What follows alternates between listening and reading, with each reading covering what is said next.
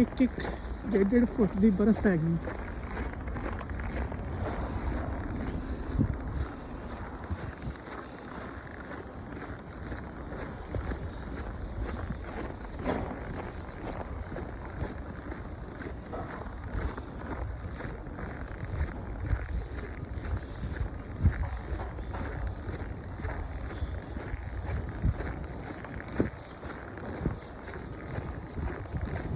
ਪਹਿਲੇ US 'ਚ ਗਿਆ, ਉੱਥੇ ਸਨੋ ਸਟੋਰਮ ਆਇਆ।